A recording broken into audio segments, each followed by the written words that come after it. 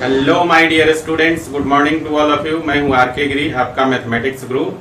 Guys, पिछले lecture में हम लोग एक्सरसाइज 6.3 कर रहे थे। तो बच्चों, इस एक्सरसाइज का बाकी के क्वेश्चन हम लोग नेक्स्ट लेक्चर में करेंगे। अभी हम लोग एक कंसेप्ट करेंगे। मैंने कहा था कि टेंजेंट्स एंड नॉर्मल में एक टॉपिक और रह गया है, तो अभी हम लोग उसी टॉपिक को कवर करेंगे। बाकी जो क्वेश्चन बचे हुए हैं, क्वेश्चन नंबर 21 से लेकर 27 तक, वो हम लोग नेक्स्ट लेक्चर में कर लेंगे। ठीक है। सो गाइस, हमारे पास जो बचा हुआ टॉपिक है वो है आपका length of tangent, length of सब tangent, length of normal and length of सब नॉर्मल। ये चारों जो टॉपिक है वो एक ही टॉपिक के पार्ट्स हैं। सबसे पहले हम लोग समझेंगे कि लेंथ ऑफ टेंजेंट क्या है, लेंथ ऑफ सब टेंजेंट क्या है, लेंथ ऑफ नॉर्मल क्या है और लेंथ ऑफ सब नॉर्मल क्या है। क्लियर है। उसके बाद हम लोग इनके लिए फॉर्मूला डिराइव करेंगे कि किस फॉर्मूला से आप टेंजेंट का लेंथ निकाल सकते हैं, सब टेंजेंट का लेंथ निकालने के लिए कौन सा फॉर्मूला यूज करेंगे, सिमिलरली नॉर्मल का लेंथ कैसे निकालेंगे, कौन से फॉर्मूले से निकालेंगे, और सब नॉर्मल का लेंथ किस फॉर्मूले की मदद से निकालेंगे। ठीक है। तो चलिए पहले समझते हैं इसको। ये जो चार टॉपिक्स हैं, ठीक है ना, चार चीजें हैं, इनको पहले समझते हैं। तो मान लीजिए कि आपके पास एक कर्व है और मान लिया कि कर्व है y = fx। ठीक है।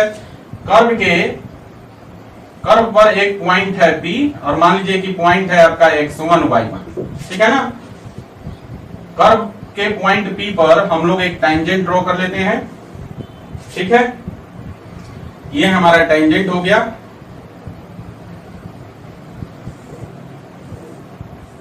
कर्व के पॉइंट P पर हमने टेंजेंट ड्रॉ कर लिया और आपको मालूम है कि जिस पॉइंट से होकर टेंजेंट पास करता है उस पॉइंट पर एक परपेंडिकुलर लाइन टेंजेंट पर, ये आपका ये नॉर्मल कहलाता है। ये आपका नॉर्मल हो गया और ये आपका टेंजेंट था।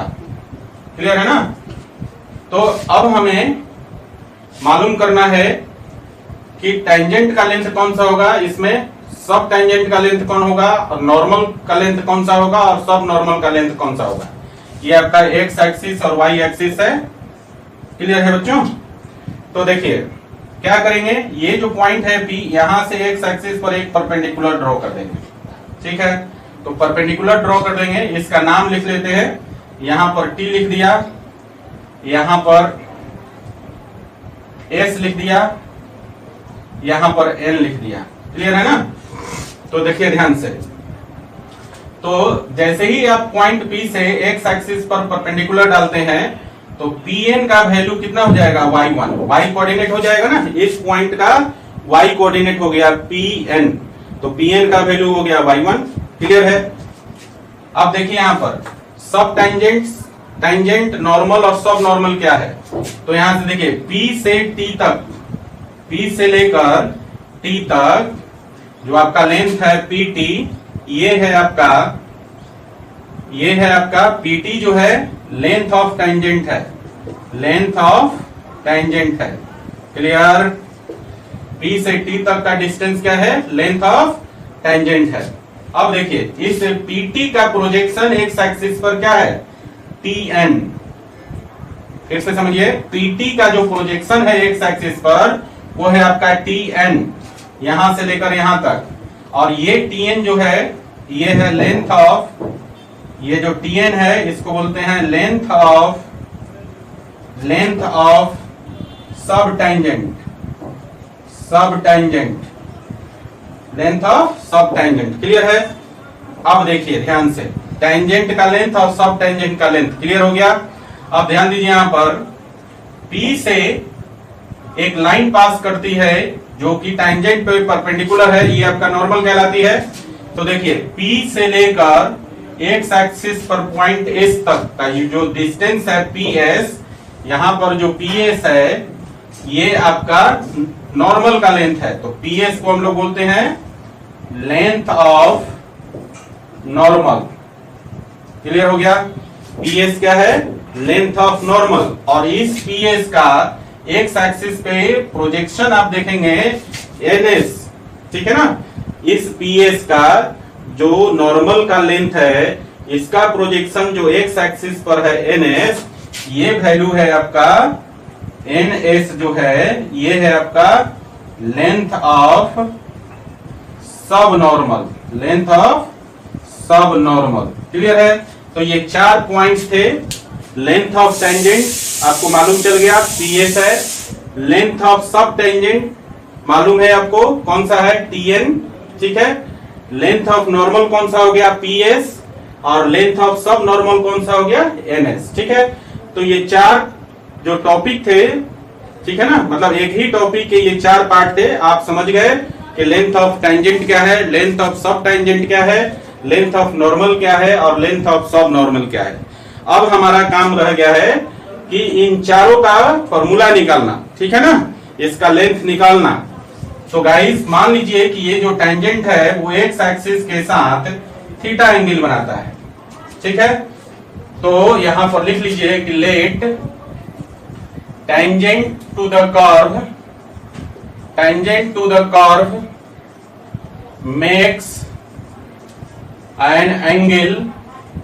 makes an angle theta with positive direction of x axis, positive direction of x axis। तो therefore slope of tangent m का वैल्यू कितना हो जाएगा? tan थीटा, ठीक है। और आपके पास कर्व जो दिया है y is equal to f x दिया हुआ है, तो स्लोप ऑफ टेंजेंट क्या हो जाएगा? कर्व का डेरिवेटिव।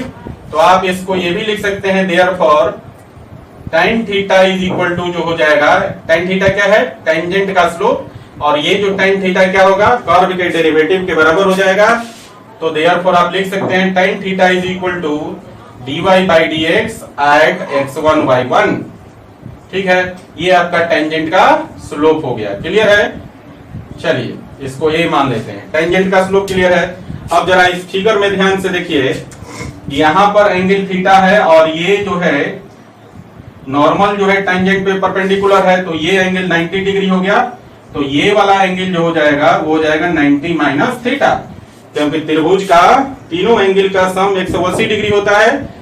एक एंगल ऑलरेडी 90 दिया है, दूसरा एंगल थीटा है, तो तीसरा एंगल कितना हो जाएगा? 90 माइनस थीटा हो जाएगा, ठीक है। अब हम लोग क्या करेंगे कि यहाँ पर 2 ट्रायंगल है, एक ट्रायंगल है आपके पास PTN और दूसरा ट्रायंगल है PSN। इन दोनों ट्रायंगल से हम लोग टेंजेंट का लेंथ, सब टेंजेंट का लेंथ, नॉर्मल का लेंथ और सब नॉर्मल का लेंथ निकालेंगे। तो देखिए now in triangle PTN, triangle PTN में देखिए ध्यान से, नाउ इन ट्रायंगल PTN आपके पास क्या मालूम है? Ordinate of the point P perpendicular मालूम है। इस एंगल की बात करें तो ये परपेंडिकुलर है, और हमें निकालना है क्या? हमें निकालना है आपको ये वाला लेंथ, सब टेंजेंट का लेंथ। तो क्या लगाएंगे? ये परपेंडिकुलर है और ये बेस है ना। तो हम यहां से कॉट का फॉर्मूला लगा सकते हैं। तो देखिए ध्यान से, कॉट थीटा अगर करें तो बेस बाई परपेंडिकुलर लिखेंगे। तो बेस है आपके पास TN और परपेंडिकुलर है PN, है ना। तो यहां पर ध्यान दीजिए, कॉट थीटा को हम क्या करेंगे? कॉट थीटा का वैल्यू यहां से डेरिवेटिव से ले सकते हैं। तो यहां देखिए tan थीटा का value dy by dx at x1 y1 आया है। अगर इसका रेसिप्रोकल करते हैं तो cot थीटा का वैल्यू मिल जाएगा।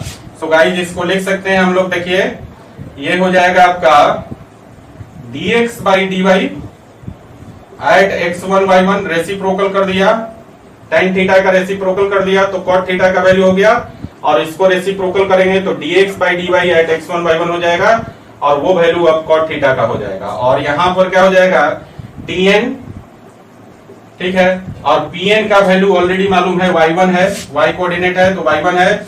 सो गाइस यहां से Tn का वैल्यू मिल गया y1 into dx by dy at x1 y1। Clear है? तो ये वैल्यू आपका किसका है? लेंथ ऑफ Tn जो है वो लेंथ ऑफ सब टेंजेंट है। ये है आपका लेंथ ऑफ सब टेंजेंट। तो लेंथ ऑफ सब टेंजेंट निकल गया आपको। अब आपको निकालना है लेंथ ऑफ टेंजेंट, पीटी का वैल्यू निकालना है ना। तो पीटी का वैल्यू क्या हो जाएगा, हम लोग अगर पाइथागोरस थ्योरम यूज कर लें, देखिए आपके पास ये मालूम हो गया Tn का वैल्यू, और यहाँ पर Pn का वैल्यू ऑलरेडी मालूम है। तो हम लोग अगर परपेंडिकुलर का स्क्वायर प्लस बेस का square is equal to hypotenuse का स्क्वायर लिख दें तो आसानी से मिल जाएगा। एंड तो यहाँ पर एंड कर दीजिए। तो गाइस यहाँ से हम लोग टेंजेंट का लेंथ निकालने के लिए इस ट्रायंगल में पाइथागोरस थ्योरम यूज करने वाले हैं।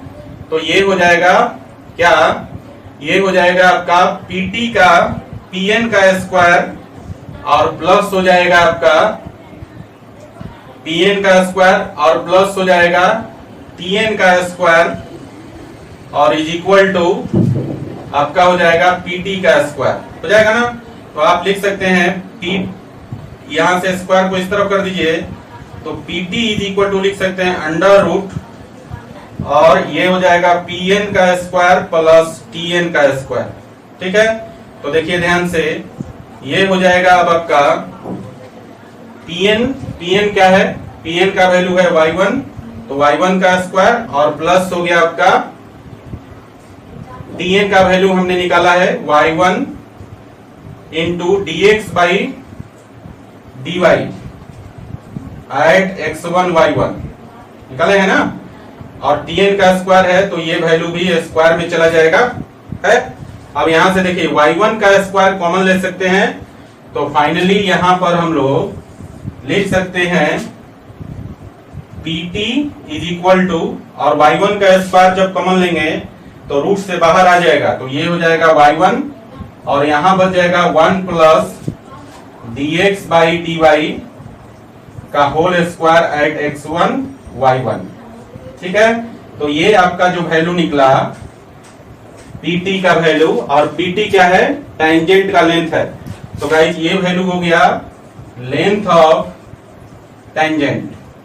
क्लियर, तो ये आपका लेंथ ऑफ टेंजेंट हो गया, ये था आपका लेंथ ऑफ सब टेंजेंट। अब हम लोगों को निकालना है length of normal and length of सब नॉर्मल। ठीक है, तो पहले आप क्या कीजिए, इधर वाले को ही उतार लीजिए, इधर जो लेफ्ट साइड में हमने यहाँ पर टेंजेंट का लेंथ और सब टेंजेंट का लेंथ जो निकाला है इसको उतार लीजिए।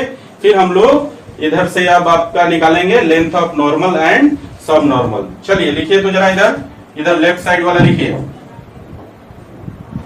तो बच्चों चलिए अब हम लोग निकालते हैं नॉर्मल का लेंथ और सब नॉर्मल का लेंथ। सो गाइस अब हम लोग यूज करेंगे ट्रायंगल कौन सा, PSN।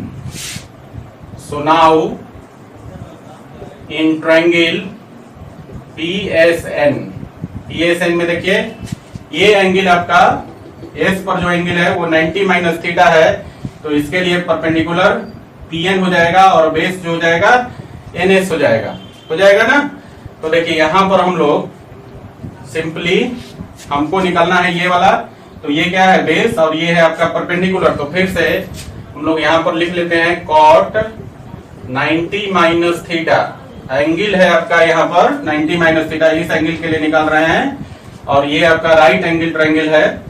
तो कॉट 90 माइनस थीटा क्या हो जाएगा, बेस बाई परपेंडिकुलर, और बेस है आपका NS और परपेंडिकुलर है आपका PN, है ना। और cos 90 माइनस थीटा किसके बराबर, tan थीटा के बराबर होता है, और NS आपको निकालना है, और PN का वैल्यू ऑलरेडी गिवन है y1, y कोऑर्डिनेट है।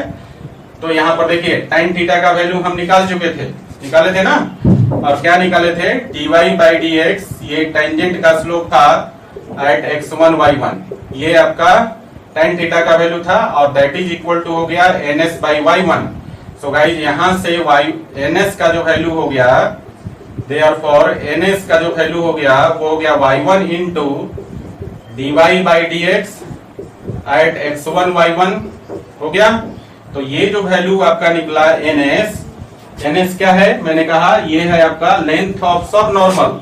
तो ये आपका हो गया, यहां पर लिख लीजिए, ये आपका निकल गया length of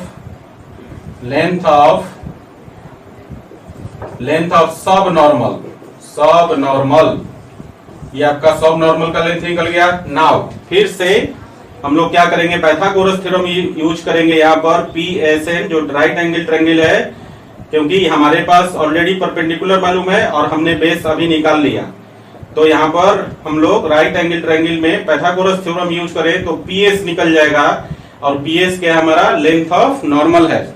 so guys again हम लोग क्या करेंगे, पाइथागोरस थ्योरम से हम लिख सकते हैं PS का जो स्क्वायर होगा वो हो जाएगा आपका PN का स्क्वायर प्लस NS का स्क्वायर। और देखिए यहां से स्क्वायर को इस तरफ लिखेंगे तो PS इज इक्वल टू हो जाएगा under root PN square plus, और यहाँ पर वैल्यू डाल देते हैं, ये तो स्क्वायर रूट हो गया, और PN का वैल्यू y1 है तो ये y1 का स्क्वायर हो गया, और प्लस NS का वैल्यू हम निकाले हैं तो NS का स्क्वायर करेंगे तो y1 का square into dy by dx का whole square at x1 y1 लिखेंगे ना, ये हो जाएगा। और y1 का स्क्वायर देखिए दोनों टर्म में है तो कॉमन ले लेंगे, और कॉमन ले लेंगे तो वो रूट से बाहर आ जाएगा। सो फाइनली ये आपका PS जो मिलेगा वो हो जाएगा y1 इंटू अंडर रूट हो जाएगा आपका 1 प्लस और dy बाई dx का whole square at x1 y1। Clear है? तो ये PS निकल गया। और PS क्या है बच्चा, PS को मैंने कहा था कि ये नॉर्मल का लेंथ है, तो ये हो गया आपका लेंथ ऑफ नॉर्मल, ये नॉर्मल का लेंथ हो गया। तो आपने चारों वैल्यू निकाल लिया, length of tangent, length of सब tangent, length of normal and length of सब नॉर्मल, ये चारों वैल्यू निकल गया आपका। और ये चारों कंसेप्ट भी आप समझ गए कि लेंथ ऑफ टेंजेंट क्या है, लेंथ ऑफ सब टेंजेंट क्या है, लेंथ ऑफ नॉर्मल क्या है और लेंथ ऑफ सब नॉर्मल क्या है। ठीक है, अब हम लोग इसको और अच्छी तरह से समझने के लिए एक एग्जाम्पल करेंगे। ठीक है, तो पहले इसको लिख लीजिए फिर एग्जाम्पल करेंगे। लिखिए। तो गाइस चलिए, अभी जो हमने 4 टॉपिक कवर किया, मतलब एक ही टॉपिक का ये चारों पार्ट था, length of tangent, length of सब tangent, length of normal and length of सब नॉर्मल। इसको हम लोग एग्जाम्पल से समझते हैं। तो एक एग्जाम्पल कर लीजिए। Find the length of tangent, सब टेंजेंट, नॉर्मल एंड सब normal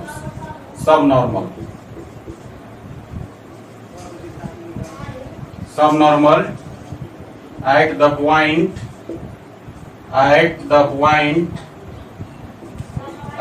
point AT square 280 to the curve y square is equal to 4ax।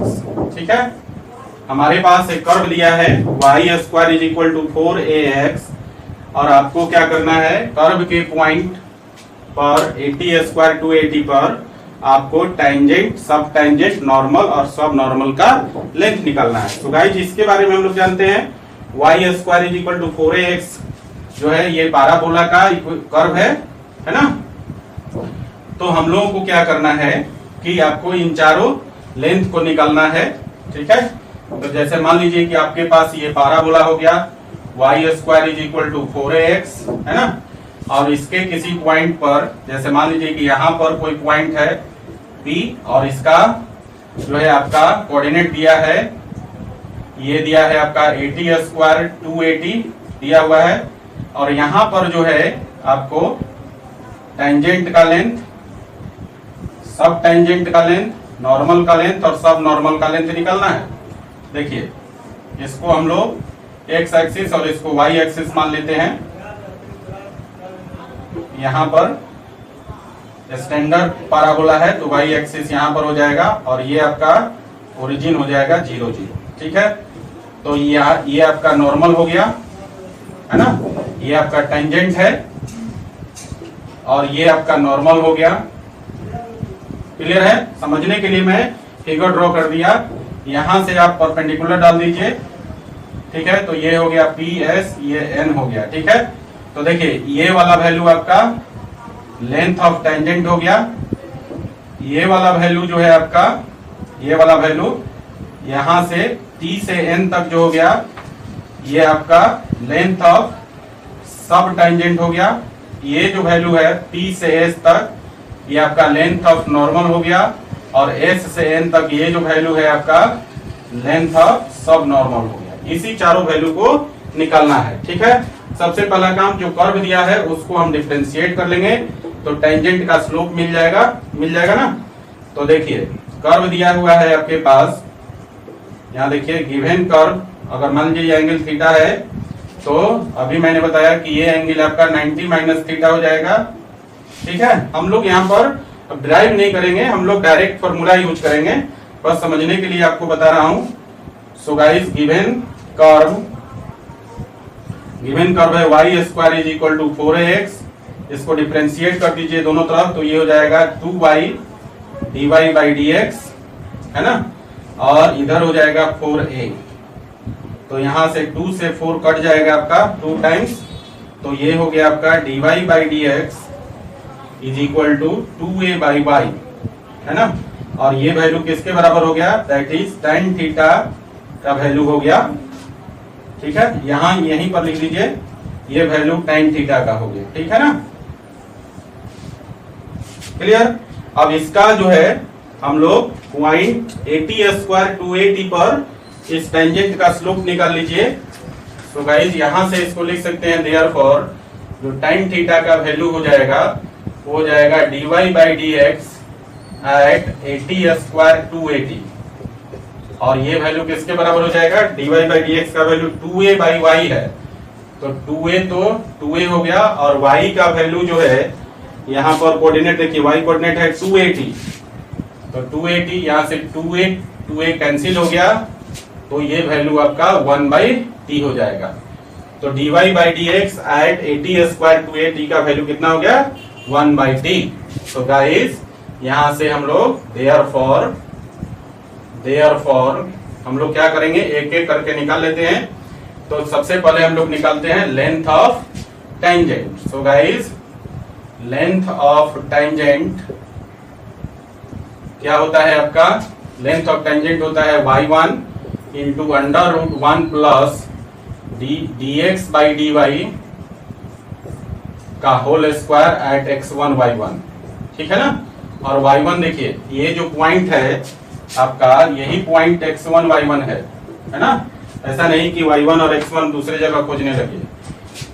तो यहां देखिए y1 का वैल्यू कितना हो गया, y1 का वैल्यू हो गया 280 और इंटू अंडर रूट 1 प्लस, और यहाँ देखिए यहाँ आपने निकाला था dy बाई dx का वैल्यू, तो इसका रेसिप्रोकल कर देंगे तो dx बाई dy का वैल्यू हो जाएगा, तो रेसिप्रोकल कर देंगे तो यहीं से आप निकाल सकते हैं यहाँ भी, देयरफॉर dx बाई dy का वैल्यू एट 80 स्क्वायर 280 पर वैल्यू हो जाएगा t, सिर्फ समझ गए, है ना।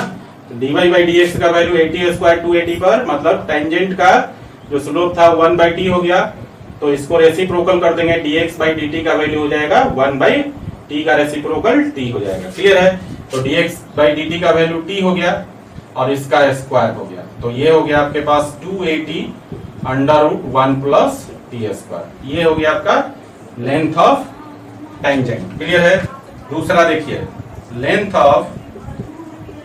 ऑफ सब टेंजेंट क्या हो जाएगा, लेंथ ऑफ सब टेंजेंट, और लेंथ ऑफ सब टेंजेंट कितना हो जाएगा आपका, y1 into dx by dy at x1 y1।